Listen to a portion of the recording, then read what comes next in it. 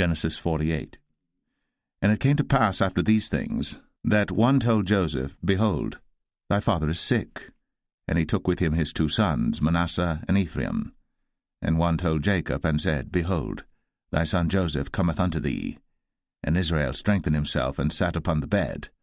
And Jacob said unto Joseph, God Almighty appeared unto me at Luz in the land of Canaan, and blessed me, and said unto me, Behold, I will make thee fruitful, and multiply thee, and I will make of thee a multitude of people, and will give this land to thy seed after thee for an everlasting possession. And now thy 2 sons, Ephraim and Manasseh, which were born unto thee in the land of Egypt before I came unto thee into Egypt, are mine. As Reuben and Simeon they shall be mine. And thy issue which thou begettest after them shall be thine, and shall be called after the name of their brethren in their inheritance. And as for me, when I came from Padan, Rachel died by me in the land of Canaan in the way, when yet there was but a little way to come unto Ephrath. And I buried her there in the way of Ephrath, the same as Bethlehem. And Israel beheld Joseph's sons, and said, Who are these?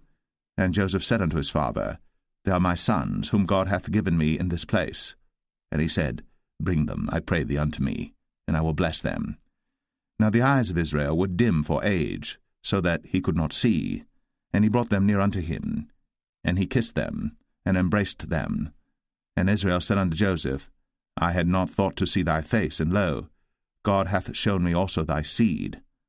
And Joseph brought them out from between his knees, and he bowed himself with his face to the earth.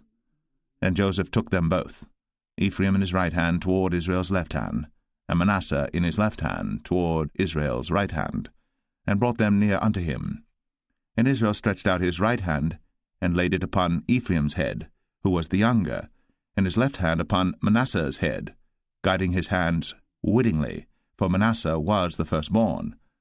And he blessed Joseph, and said, God, before whom my fathers Abraham and Isaac did walk, the God which fed me all my life long unto this day, the angel which redeemed me from all evil, bless the lads, and let my name be named on them, and the name of my fathers Abraham and Isaac, and let them grow into a multitude in the midst of the earth.